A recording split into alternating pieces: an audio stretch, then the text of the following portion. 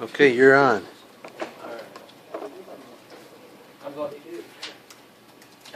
afternoon, everyone. I'm going to talk about rooting and jailbreaking today. And the fun stuff. Basically, we all want to do to our phones. Hey, Alex. All right. Alex. So just Alex. Just like background about how it enters catch it is through a jailbreaking and rooting. Obviously, you lose your warranty.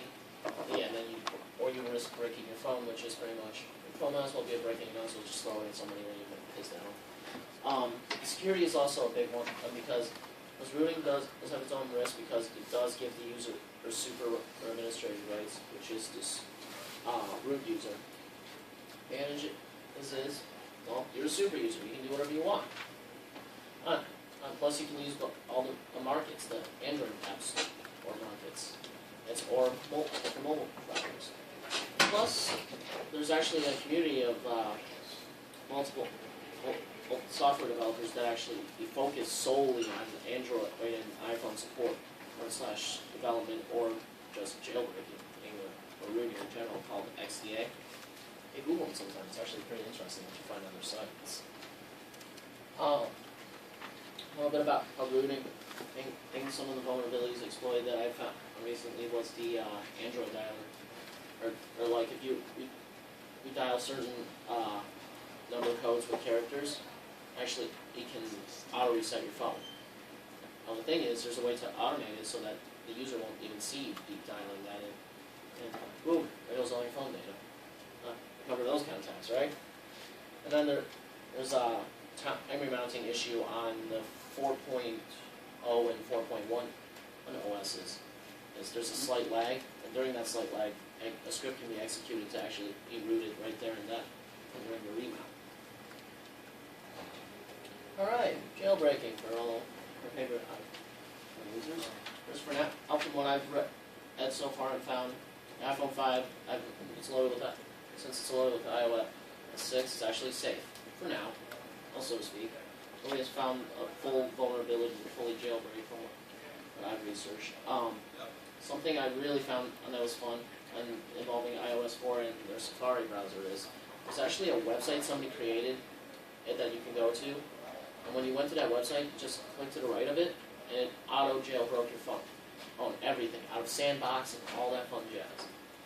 And actually, for you guys' amusement, I actually found a little chart about what tools and what OSs have been jailbroken so far. Alright, goes up to 6.0. It even covers your Apple TVs, your iPads. That's pretty fun stuff. So, that's all. Always interesting to see. And from here, demo time. You get the moment you guys been waiting for, the part where you actually see something getting jailbroken or rooted. And tried to find the shortest videos I could. But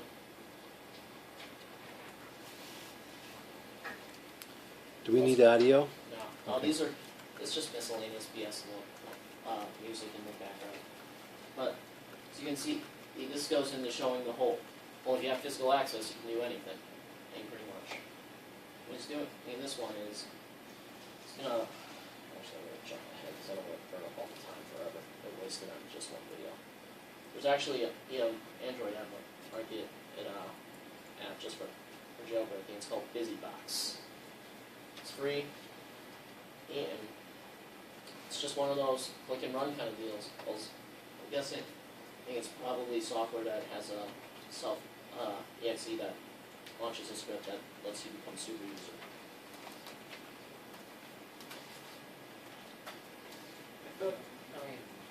I was going to say, I thought BusyBox gave you an ability to, I thought you'd actually definitely export from the computer. BusyBox is something you use after the export, I thought. I think it's Honestly, like I a didn't follow it all CD the way or through. iPhone. It's a collection of tools. Yeah. It's something After you exactly install it. Yeah, but before that you had to follow the policies of that, right? Yep. So I mean, you can pretty much root your Android just by using a touch of a button. And these tools exist. There's actually, what, 100, it's not more, floating around. I found a few. I'm not brave enough to try it. I know that they mentioned that my model of phone specifically in one of the articles I read. I'm like, yeah, not the greatest idea. Like, as you can see, there's the whole Unix script running in the background there.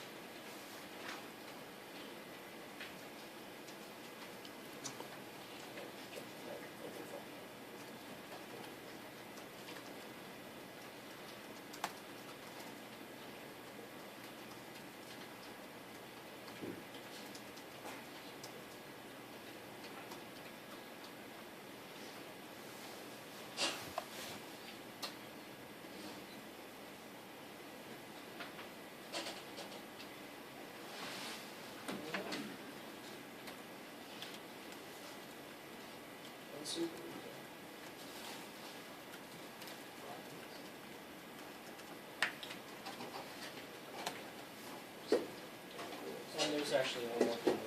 Do I still have time, or Go ahead. It's only 6. a minute long? I mean, I can jump ahead.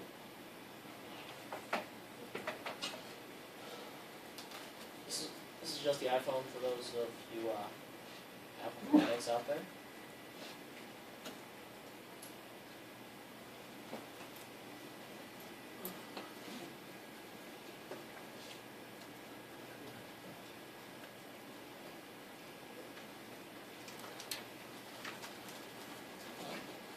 I call shenanigans on the phone reversible. What's that? I call shenanigans on the phone reversible. You know.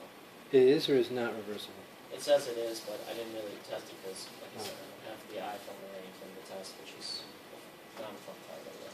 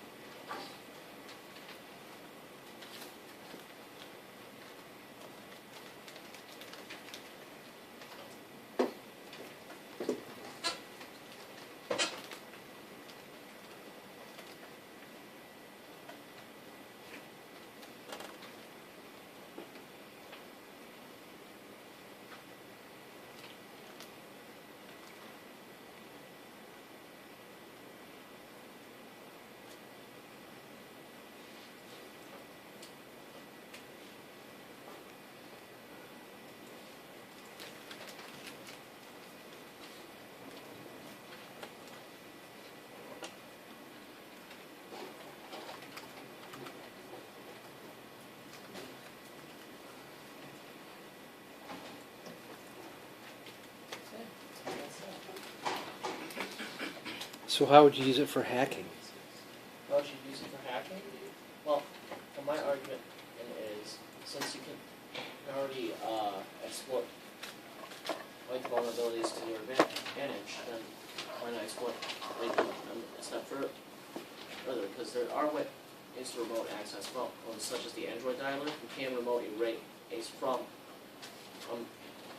a remote location and just wipe somebody's whole phone. Or if you really want to be clever, there's multiple codes for that dialer.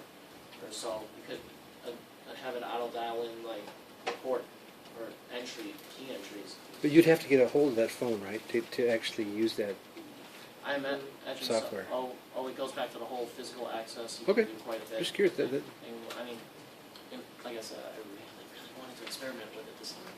There was actually an exploit where if you enabled SSH and you by default didn't change the password for the rooted or jailbroke iPhones or whatever iOS devices, if you didn't change the default password, and if you're on the same Wi-Fi network as that device, you could get in and screw with people's phones. So, I thought it was an Android.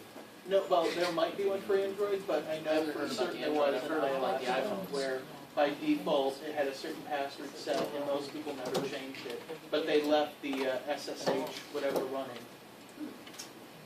Interesting. All right. Time to get to the next person. Thanks.